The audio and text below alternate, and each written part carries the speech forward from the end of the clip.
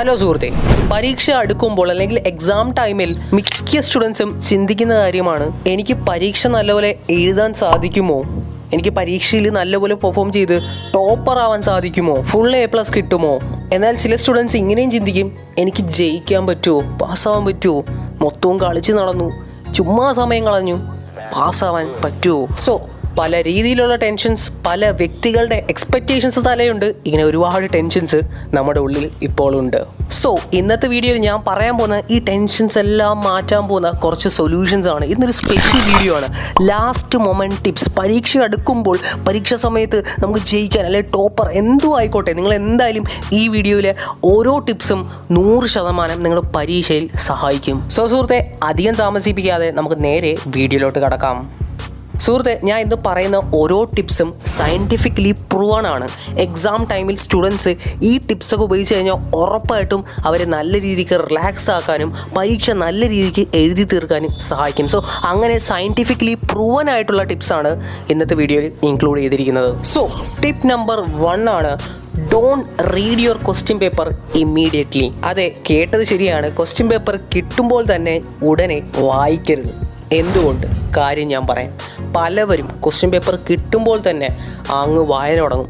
അറിയാവുന്നതുണ്ടോ, അറിയാത്തതുണ്ടോ, ഇത് കാരണം തന്നെ പഠിച്ചതെല്ലാം കൂടെ മിക്സ് ആവുന്ന ഒരു കണ്ടീഷൻ എത്തും. ഒരുപക്ഷെ നിങ്ങൾ ആ ക്വസ്റ്റ്യൻ പേപ്പർ വായിക്കുമ്പോൾ 3-4 ക്വസ്റ്റ്യൻസ് അറിഞ്ഞൂടാത്ത 3-4 ക്വസ്റ്റ്യൻസ് വന്നു.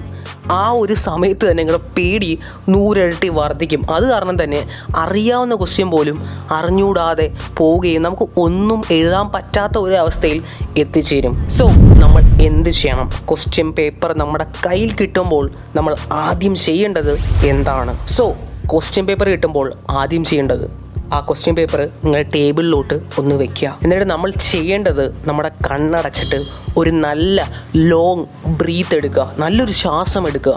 എന്നിട്ട് നിങ്ങളുടെ മനസ്സിലേക്ക് നിങ്ങളെ സപ്പോർട്ട് ചെയ്യുന്നവരുടെ ചിത്രം കൊണ്ടുവരിക. ഒരുപക്ഷെ നിങ്ങളുടെ പാരൻസ് ആവാം, ടീച്ചേഴ്സ് ആവാം, ഫ്രണ്ട്സ് ആവാം, ആരൊക്കെയാണോ നിങ്ങളെ സപ്പോർട്ട് ചെയ്യുന്നത്, ഈ എക്സാമിന് നിങ്ങൾക്ക് നല്ല രീതിയിൽ മോട്ടിവേറ്റ് ചെയ്ത് ആരൊക്കെയാണോ അവരെയൊക്കെ മനസ്സിൽ ആലോചിക്കുക. സുഹൃത്തെ, ഇത്ര മാത്രം ചെയ്താൽ മതി. ഇങ്ങനെ ചെയ്യുമ്പോൾ തന്നെ നിങ്ങൾക്ക് എക്സ്പീരിയൻസ് ചെയ്യും, നിങ്ങളുടെ കോൺഫിഡൻസ് ലെവൽ എവിടെ എത്തുമെന്ന് നിങ്ങൾക്കൊന്ന് എക്സ്പീരിയൻസ് ചെയ്യാൻ സാധിക്കും. സുഹൃത്തെ, ഇവിടെ സംഭവിക്കുന്നത് എന്താണെന്ന് വെച്ചാൽ നിങ്ങളുടെ സബ് കോൺഷ്യസ് മൈൻഡ് തന്നെ ഒന്ന് അറേഞ്ച്ഡ് ആവുക, ഒന്ന് പ്രിപ്പയർ ആവുകയാണ് ആ എക്സാംസിനെ പൊരുതാൻ വേണ്ടി. സോ ഇത്രയും ചെയ്തതിന് ശേഷമാണ് നമ്മുടെ രണ്ടാമത്തെ ടിപ്പ് പവറിലേക്ക് വരുന്നത്. Tip number 2, answer each questions 1 by 1. സുഹൃത്തെ, നമ്മൾ ക്വസ്റ്റ്യൻ പേപ്പർ വായിക്കുമ്പോൾ 1-2 ക്വസ്റ്റ്യൻസ് അറിഞ്ഞുകൂടാത്ത എന്തായാലും വരും. അങ്ങനെ കുറച്ച് പാടായിട്ട്, കുറച്ച് ട്രിക്കി ആയിട്ട് തോന്നുന്ന 1-2 ക്വസ്റ്റ്യൻസ് എന്തായാലും ക്വസ്റ്റ്യൻ പേപ്പറിൽ കാണും. പക്ഷേ സുഹൃത്തെ, ഇമ്പോർട്ടൻ്റ് ആയിട്ടുള്ള കാര്യം പറയുക, ബെല്ലടിച്ച് പരീക്ഷ നമ്മൾ ആൻസർ ചെയ്ത് തുടങ്ങുമ്പോൾ നമ്മൾ അറിഞ്ഞുകൂടാത്ത ക്വസ്റ്റ്യൻസോ എന്തൊക്കെ ട്രിക്കി ഉണ്ടോ അതൊന്നും നമ്മൾ ചിന്തിക്കരുത്. നമ്മൾ ക്വസ്റ്റ്യൻ പേപ്പർ എടുത്തു, ഫസ്റ്റ് ക്വസ്റ്റ്യൻ എടുത്തു. ഇനി ആ ഫസ്റ്റ് ക്വസ്റ്റ്യൻസിലായിരിക്കണം നമ്മുടെ മുഴുവൻ കോൺസെൻട്രേഷനും കൊടുക്കാനുള്ളത്. വേറെ ഒന്നും ചിന്തിക്കരുത്. ആ ക്വസ്റ്റ്യൻ പേപ്പറിൽ എത്ര ക്വസ്റ്റ്യൻസ് ഉണ്ടോ, ആരൊക്കെ നമ്മളെക്കുറിച്ച് ചിന്തിക്കുന്നു, അങ്ങനെ ഒന്നും നോക്കരുത്. നമ്മുടെ ഫുൾ കോൺസെൻട്രേഷൻ ആ ഫസ്റ്റ് ക്വസ്റ്റ്യൻ, ആ ക്വസ്റ്റ്യനിൽ മാത്രം ശ്രദ്ധ കൊടുക്കുക. സോ ആദ്യത്തെ ക്വസ്റ്റ്യൻ വൃത്തിയായിട്ട് വായിച്ചു, അതേപോലെ തന്നെ അതിൻ്റെ ഉത്തരം പെർഫെക്റ്റ് ആയിട്ട് എഴുതി. ഇനി നമ്മൾ രണ്ടാമത്തെ ക്വസ്റ്റ്യനിലോട്ട് കടക്കണം. Same principle. രണ്ടാമത്തെ ക്വസ്റ്റ്യനിൽ ഫുൾ ശ്രദ്ധ കൊടുക്കുക. ഫസ്റ്റ് ക്വസ്റ്റ്യനെ പോലും ചിന്തിക്കരുത്. സെക്കൻഡ് ക്വസ്റ്റ്യൻ ചെയ്യുമ്പോൾ ആ ഫുൾ കോൺസെൻട്രേഷനും സെക്കൻഡ് ക്വസ്റ്റ്യനിൽ കൊടുക്കുക. അതേപോലെ തന്നെ ഉത്തരം വൃത്തിയായിട്ട് എഴുതുക. ഇനി അടുത്ത മൂന്നാമത്തെ ക്വസ്റ്റ്യനിലോട്ട് കടക്കുക.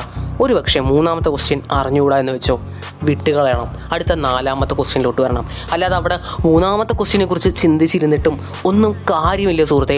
4ാമത്തെ ക്വസ്റ്റ്യനിൽ പോവുക. 3ാമത്തെ ക്വസ്റ്റ്യനെ കുറിച്ച് നമുക്ക് പിന്നെ ചിന്തിക്കാം. സോ നമ്മൾ അറിയാവുന്ന എല്ലാ ക്വസ്റ്റ്യൻസും നമ്മൾ ചെയ്തു, അറിയാവുന്ന എല്ലാം നല്ല വൃത്തിയായിട്ട് എഴുതി.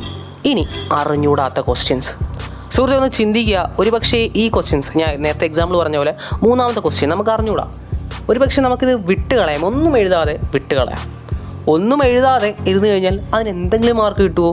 ആ 2 മാർക്കിൻ്റെ ക്വസ്റ്റ്യൻ ആണെങ്കിൽ ആ 2 മാർക്കും എന്തായാലും പോവും. പക്ഷേ അതേ സമയത്ത് ആ ചാപ്റ്ററിൽ എന്തെങ്കിലും ഒരു കാര്യം എഴുതി കഴിഞ്ഞാൽ 1 മാർക്കോ അല്ലെ പോട്ടെ 1/2 മാർക്കെങ്കിലും കിട്ടാൻ ചാൻസ് ഉണ്ടോ? സോ എന്ത് ചെയ്യുക? നമ്മൾ എഴുതുക. അറിഞ്ഞുകൂടെങ്കിലും ആ ക്വസ്റ്റ്യൻ അറ്റൻഡ് ചെയ്യുക. എങ്ങനെ അറ്റൻഡ് ചെയ്യാം അതിനെക്കുറിച്ചും പറഞ്ഞുതരാം. നമ്മൾ ആ ക്വസ്റ്റ്യൻ, അറിഞ്ഞുകൂടാത്ത ക്വസ്റ്റ്യൻ എടുത്തിട്ട് അതിൽ ഓരോ വേർഡ്സും ശ്രദ്ധിക്കുക. നമുക്ക് എവിടെയെങ്കിലും ലിങ്ക് വരുന്നുണ്ടോ, നമ്മൾ എന്തായാലും 20 അറിയാവുന്ന ക്വസ്റ്റ്യൻസ് എല്ലാം എഴുതിയില്ലേ. സോ ആ ഒരു അറിവ് വെച്ചിട്ട് ഇതിൽ എവിടെയെങ്കിലും നമുക്കൊരു ലിങ്കിങ് ഇടാൻ പറ്റുന്നുണ്ടോ, എന്തെങ്കിലും ചെയ്യാൻ പറ്റുന്നുണ്ടോ എന്ന് നോക്കിയിട്ട് നമ്മൾ എഴുതണം. എഴുതി തുടങ്ങുമ്പോൾ നമുക്കൊരു ഫ്ലോ കിട്ടും. അപ്പോൾ നമുക്ക് ബാക്കിയും കൂടെ എഴുതാനുള്ള ഒരു ടെൻഡൻസി ഉണ്ടാവും. സോ അങ്ങനെ ഒരുപക്ഷെ നമുക്ക് ആ ക്വസ്റ്റ്യൻ മൊത്തം എഴുതി തീർക്കാനും സാധിക്കും. സുഹൃത്തെ, ക്വസ്റ്റ്യൻ എഴുതുന്ന പലവരും ക്വസ്റ്റ്യൻസ് കാണുമ്പോൾ ഒന്ന് ട്രിക്കി ആക്കാൻ നോക്കും. അതായത് സ്റ്റുഡൻസിനെ ഒന്ന് കുഴപ്പിക്കാൻ വേണ്ടിയാണ് അങ്ങനെ ക്വസ്റ്റ്യനൊക്കെ എഴുതി വെക്കുന്നത്, അല്ലെങ്കിൽ ആ ഒരു രീതിക്ക് ക്വസ്റ്റ്യൻ ഇടുന്നത്. പക്ഷെ നമ്മളൊന്ന് എഴുതി തുടങ്ങിക്കഴിഞ്ഞാൽ നമുക്ക് തന്നെ തോന്നും ഇത് ഇത്ര എളുപ്പമായിരുന്നു തോന്നുന്നു. സോ അങ്ങനത്തെ ക്വസ്റ്റ്യൻസൊക്കെ വരാം. സോ നമ്മളത് അറ്റൻഡ് ചെയ്യാതെ എഴുതാതെ വിടുവാണെങ്കിൽ ഒരു മാർക്കും അവിടെ കിട്ടാൻ പോകുന്നില്ല. എന്തെങ്കിലും എഴുതി വയ്ക്കുക, നമുക്ക് ഉറപ്പായിട്ടും നല്ല മാർക്ക് കിട്ടും. അതുമാത്രമല്ല, ഇങ്ങനെ അറ്റൻഡ് ചെയ്യുമ്പോൾ നമുക്ക് എല്ലാ ക്വസ്റ്റ്യൻസും എഴുതി എന്നുള്ളൊരു കോൺഫിഡൻസ് ഉണ്ടാവും. അത് വളരെയധികം വലുതാണ്. അടുത്ത അവസാനത്തെ ഇമ്പോർട്ടൻ്റ് ആയിട്ടുള്ള കാര്യം, tip number 3, don't discuss with your friends. പറയുന്നത് ശരിയാണ്, പ്രാക്ടിക്കലി നിങ്ങളിത് ചെയ്തു പോവും. പക്ഷേ അങ്ങനെ ചെയ്യരുത്. നമ്മൾ ഫ്രണ്ട്സുമായിട്ട് ഡിസ്കസ് ചെയ്യരുത്. നിനക്ക് പരീക്ഷ എങ്ങനെ ഉണ്ടാ, ഈ ക്വസ്റ്റ്യൻ്റെ ആൻസർ ചെയ്താൽ ഒരുപക്ഷെ അവർക്കായിരിക്കും ആൻസർ തെറ്റ്. പക്ഷെ അവർ വന്ന് നിങ്ങളുടെ അടുത്ത് ഇത് പറയുവാണെങ്കിൽ നിങ്ങളുടെ ടെൻഷൻ ലെവൽ വളരെയധികം കൂടും. സോ ഒരിക്കലും നമ്മൾ പരീക്ഷ എഴുതി കഴിഞ്ഞിട്ട് ഫ്രണ്ട്സിൻ്റെ അടുത്ത് ഡിസ്കസ് ചെയ്യാൻ പോരുത്. നമ്മൾ നമ്മുടെ വിശ്വാസത്തോടെ ഇനി അടുത്ത പരീക്ഷയ്ക്കുള്ളത് നമ്മൾ പ്രിപ്പയർ ചെയ്യണം. പലർക്കും പറ്റുന്നത് ആദ്യത്തെ പരീക്ഷയ്ക്ക് എഴുതി അത് ഹാർഡാണെങ്കിൽ അതിൻ്റെ ടെൻഷനിൽ അടുത്ത പരീക്ഷയ്ക്കൊന്നും പഠിക്കാറില്ല. അങ്ങനെ മൊത്തത്തിൽ എക്സാം കുളമാവുന്നത് പല സ്റ്റുഡൻസിനും പറ്റുന്ന പ്രശ്നമാണ്. സോ അങ്ങനെ ഒരിക്കലും പറ്റരുത്. സുഹൃത്തെ, ഒരു വലിയ യാഥാർത്ഥ്യമാണ്, നമ്മുടെ ഓവറോൾ റിസൾട്ട് വരുന്നത് എല്ലാ സബ്ജക്ട്സിൻ്റെ മാർക്കും കൂടെ കൂട്ടിയിട്ടാണ്. സോ നമ്മൾ ഒരു സബ്ജക്റ്റ് പോയെന്ന് പറഞ്ഞ് നമ്മൾ ടെൻഷൻ അടിക്കരുത്, അടുത്ത സബ്ജക്റ്റ് അതിൽ കൂടുതൽ പഠിക്കണം. സോ ഫ്രണ്ട്സുമായിട്ടുള്ള ഡിസ്കഷൻ ഒരു വലിയ പ്രശ്നത്തിലെത്തിക്കും.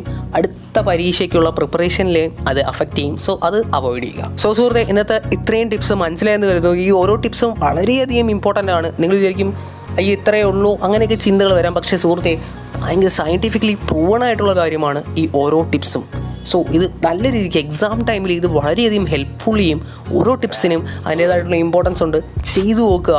സോ സുഹൃത്തെ, ഇന്നത്തെ വീഡിയോ ഇത്രയേ ഉള്ളൂ. ഇതേപോലത്തെ എക്സാം ടിപ്സും സ്റ്റഡി ടിപ്സും മോട്ടിവേഷനും ഒരുപാട് വീഡിയോസ് ചെയ്തിട്ടുണ്ട്.